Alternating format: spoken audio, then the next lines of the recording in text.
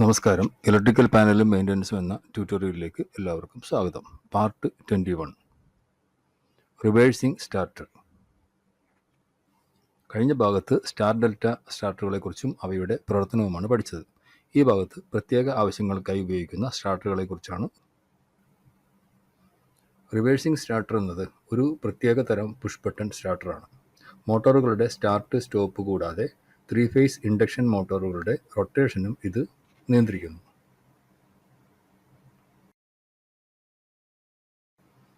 3 face മോട്ടോറുകൾക്ക് 2 ദിശകളിലേക്കും പ്രവർത്തിക്കാം. വൈദ്യുതി വിതരണത്തിൻ്റെ ഏതെങ്കിലും 2 ഫേസ് കണക്ഷനുകൾ പരസ്പരം മാറ്റുന്നതിലൂടെ ഇത് ചെയ്യാൻ കഴിയും. 2 വ്യത്യസ്ത കോണ്ടാക്ടറുകളും ഉപയോഗിച്ച് ഇത് സാധ്യമാകും. ഇവ ഫോർവേഡും മറ്റൊന്ന് റിവേഴ്സും കോണ്ടാക്ടറുകൾ എന്ന് പറയുന്നു. 2 കോണ്ടാക്ടറുകൾ ഒരേ സമയം പ്രവർത്തിക്കുകയാണെങ്കിൽ സർക്യൂട്ടിൽ ഒരു ഷോർട്ട് സർക്യൂട്ടിന് കാരണമാകുന്നു.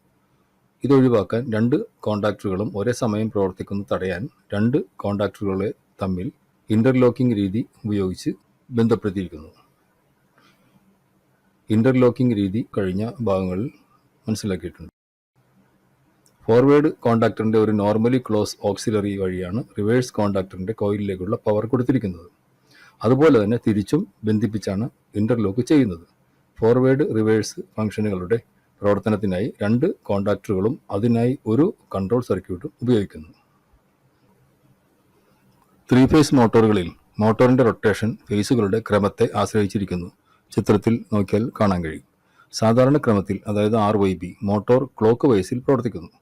ഏതെങ്കിലും 2 ഫേസുകൾ പരസ്പരം മാറ്റിയാൽ, അതായത് BYR, മോട്ടോറിൻ്റെ ഭ്രമണം വിപരീത ദിശയിലാവും. സ്റ്റാർട്ടർ യൂണിറ്റിൽ 2 പുഷ് ബട്ടണുകളും 2 കോണ്ടാക്ടറുകളും ഉപയോഗിക്കുന്നു. ഫോർവേഡിനുള്ള പുഷ് ബട്ടൺ അമർത്തുമ്പോൾ മോട്ടോർ ഫോർവേഡ് ദിശയിൽ കറങ്ങുകയും റിവേഴ്സ് ഡയറക്ഷൻ പുഷ് ബട്ടൺ അമർത്തിയാൽ മോട്ടോറിൻ്റെ ദിശ റിവേഴ്സ് ആവുകയും ചെയ്യുന്നു. റിവേഴ്സിംഗ് സ്റ്റാർട്ടറിനായി 2 തരം സർക്യൂട്ടുകളാണ് ആവശ്യമുള്ളത്. അതായത് മോട്ടോറിന് പവർ നൽകുന്ന ഒരു സർക്യൂട്ടും കൺട്രോൾ സംവിധാനത്തിന് വേണ്ടിയുള്ള മറ്റൊരു സർക്യൂട്ടും. ഫോർവേഡും റിവേഴ്സും പ്രവർത്തിക്കുന്നതിന് മോട്ടോർ സ്റ്റാർട്ടറിൽ 2 സാധാരണ കോണ്ടാക്ടർ നൽകിയിട്ടുണ്ട്. 2 കോയിലുകളും ഒരേ സമയം ക്ലോസ് ആവുന്നത് തടയുന്നതിനുള്ള ഒരു ഇലക്ട്രിക്കൽ ഇൻ്റർലോക്ക് ഉപയോഗിച്ചാണ് സ്റ്റാർട്ടർ പ്രവർത്തിക്കുന്നത്. ബിൽറ്റ് ഇൻ മെക്കാനിക്കൽ ഇൻ്റർലോക്കുമായി ചിത്രത്തിൽ കാണിച്ചിരിക്കുന്ന തരത്തിലുള്ള കോണ്ടാക്ടറുകളും ലഭ്യമാണ്. ഒരേ സമയ പ്രവർത്തനം തടയാൻ ഇലക്ട്രിക്കൽ ഇൻ്റർലോക്കിംഗ് സർക്യൂട്ടിൽ കൊടുത്തിട്ടുണ്ടാവുമല്ലോ. അതുകൂടാതെ 2 കോണ്ടാക്ടറുകൾക്ക് ഇടയിൽ ഒരു മെക്കാനിക്കൽ ഇൻ്റർലോക്ക് നൽകിയിരിക്കുന്നു. ഈ രീതിയെ ഇലക്ട്രോ മെക്കാനിക്കൽ ഇൻ്റർലോക്കിംഗ് സിസ്റ്റം എന്ന് പറയുന്നു.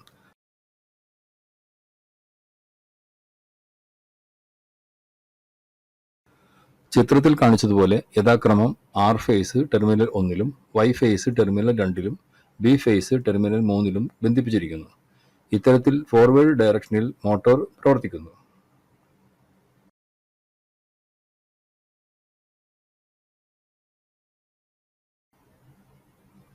റിവേഴ്സ് കോണ്ടാക്ടർ പ്രവർത്തിക്കുമ്പോൾ R ഫേസും B ഫേസും പരസ്പരം മാറുന്നു. അത് യഥാക്രമം R ഫേസ് ടെർമിനൽ 3-ലേക്കും B ഫേസ് ടെർമിനൽ 1-ലേക്കും വരുന്നു. ഇത് ചിത്രത്തിൽ കണ്ടാൽ മനസ്സിലാവും. അതേസമയം Y ഫേസിന് മാറ്റം ഉണ്ടാവുന്നില്ല. 3 ഫേസ് സർക്യൂട്ടിൽ 2 ഫേസുകൾക്ക് മാറ്റം സംഭവിക്കുന്നതിനാൽ മോട്ടോർ റിവേഴ്സിലേക്ക് കറങ്ങുന്നു. ചിത്രം നോക്കുക. ഫോർവേഡ് റിവേഴ്സ് ഓപ്പറേഷനായി 2 കോണ്ടാക്ടറുകൾ ഒരു മോട്ടോറുമായി ബന്ധിപ്പിച്ചിരിക്കുന്നത് കാണാം. 2 കോണ്ടാക്ടർ കോയിലുകൾക്കും കൂടി ഒരു മോട്ടോർ മാത്രമുള്ളതിനാൽ 2 ദിശകളിലേക്കും ഓടുമ്പോൾ പ്രൊട്ടക്ഷൻ 1 നൽകിയാൽ മതിയാവും. അതുകൊണ്ട് ഒരു OLR മാത്രം നൽകിയിരിക്കുന്നു. സ്റ്റാൻഡേർഡ് 3 വയർ 3 ഫേസ് രീതിയിലാണ് മോട്ടോറിന് പവർ നൽകുന്നത്.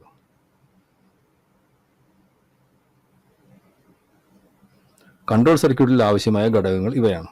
നോർമലി ഓപ്പൺ കോണ്ടാക്റ്റുള്ള 2 പുഷ് ബട്ടൺ സ്വിച്ചുകൾ, നോർമലി ഓപ്പൺ, നോർമലി ക്ലോസ് എന്നീ ഓക്സിലറി കോണ്ടാക്റ്റുകളുള്ള 2 കോണ്ടാക്ടറുകൾ, നോർമലി ക്ലോസ് കോണ്ടാക്റ്റുള്ള ഒരു സ്റ്റോപ്പ് പുഷ് ബട്ടൺ സ്വിച്ച് എന്നിവയാണ്.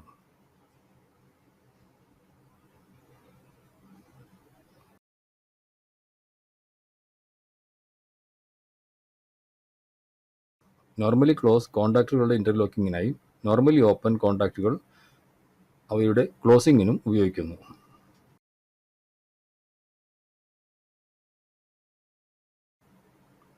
Electrical interlocking. 2 കോണ്ടാക്ടറുകളിലെയും കോയിലിലേക്കുള്ള പവർ ഒന്ന് മറ്റൊന്നിൻ്റെ നോർമലി ക്ലോസ് കോണ്ടാക്റ്റ് വഴി കൊടുത്തിരിക്കുന്നു. ആയതിനാൽ ഒരു കോണ്ടാക്ടർ ഓണായിരുന്നാൽ അടുത്തതിന് പവർ ലഭിക്കുകയില്ല.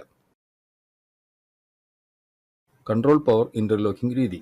ഫോർവേഡ് പുഷ് ബട്ടൺ പ്രസ് ചെയ്യുമ്പോൾ സ്റ്റോപ്പ് പുഷ് ബട്ടൻ്റെ NC വഴി വരുന്ന പവർ കോണ്ടാക്ടർ C2വിൻ്റെ NC കോണ്ടാക്റ്റ് വഴി കോണ്ടാക്ടർ C1ൻ്റെ കോയിലിലേക്ക് എത്തുന്നു.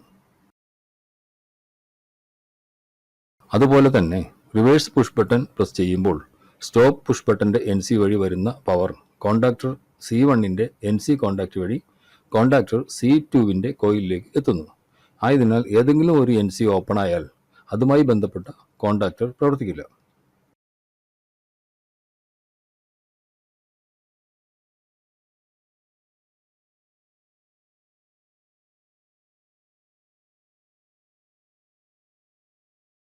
സർക്യൂട്ടിൻ്റെ പ്രവർത്തനം എങ്ങനെയെന്ന് നോക്കാം. ആദ്യം ഫോർവേഡ് അല്ലെങ്കിൽ റിവേഴ്സിൽ ആരംഭിക്കണം എന്നതിന് യാതൊരു നിയന്ത്രണവുമില്ല. ഏത് ദിശയിലേക്കും ആദ്യം ആരംഭിക്കാം. ഇവിടെ സർക്യൂട്ടിൻ്റെ പ്രവർത്തനം വിശദീകരിക്കാൻ ഞാൻ ഫോർവേഡ് ഡയറക്ഷൻ തിരഞ്ഞെടുത്തിരിക്കുന്നു.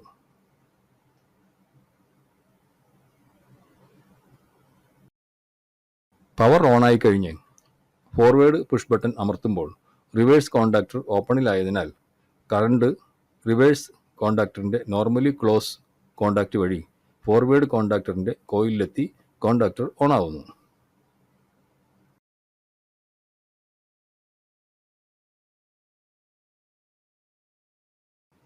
ആ സമയം തന്നെ ഫോർവേഡ് കോണ്ടാക്ടറിൻ്റെ ഹോൾഡിംഗ് കോണ്ടാക്റ്റും ക്ലോസ് ആവുന്നു. അതോടെ മോട്ടോർ തുടർച്ചയായി ഫോർവേഡ് ദിശയിൽ പ്രവർത്തിക്കുന്നു.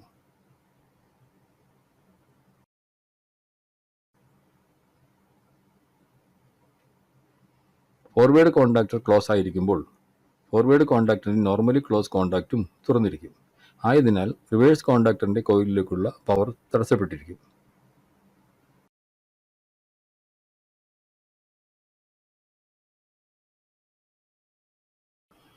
ഫോർവേഡ് കോയിൽ ക്ലോസ് ആയിരിക്കുമ്പോൾ റിവേഴ്സ് പുഷ് ബട്ടൺ അമർത്തിയാൽ കറണ്ട് റിവേഴ്സ് കോണ്ടാക്ടറിലേക്ക് പോയില്ല. അതിൻ്റെ കാരണം നമുക്ക് മനസ്സിലായി. കാരണം ഫോർവേഡ് കോണ്ടാക്ടറിൻ്റെ നോർമലി ക്ലോസ് ഓക്സിലറി നിലവിൽ ഓപ്പൺ ആയതിനാലാണ്.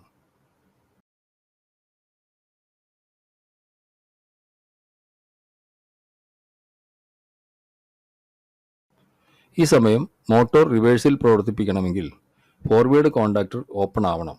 ഇത് ചെയ്യുന്നതിന് സ്റ്റോപ്പ് ബട്ടൺ അമർത്തി മോട്ടോറിൻ്റെ പ്രവർത്തനം പൂർണ്ണമായി നിർത്തണം.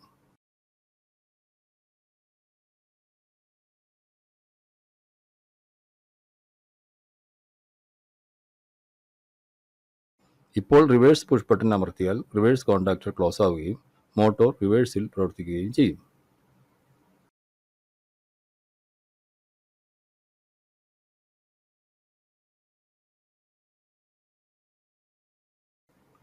റിവേഴ്സ് കോണ്ടാക്ടറിൽ പ്രവർത്തിക്കുമ്പോൾ ഫോർവേഡിൽ പ്രവർത്തിപ്പിക്കണമെങ്കിൽ ഇതേ രീതി തന്നെ പിന്തുടരണം. രണ്ട് സാഹചര്യങ്ങളിലും റണ്ണിംഗ് കോയിൽ സ്റ്റോപ്പാക്കാനും അതിൻ്റെ എല്ലാ ഓക്സിലറികളും അവയുടെ യഥാർത്ഥ അവസ്ഥയിലേക്ക് തിരികെ കൊണ്ടുവരുന്നതിനും സ്റ്റോപ്പ് ബട്ടൺ അമർത്തേണ്ടത് ആവശ്യമാണ്.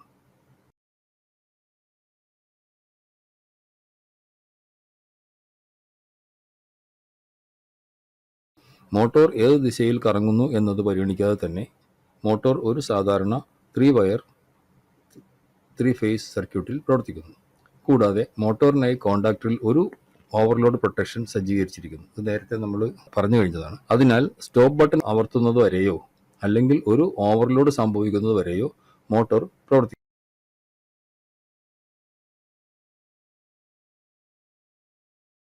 ഇതോടെ പാർട്ട് 21 അവസാനിക്കുന്നു. അടുത്ത ഭാഗം ഒരു പുതിയ കൺട്രോൾ സംവിധാനമായി തുടരും.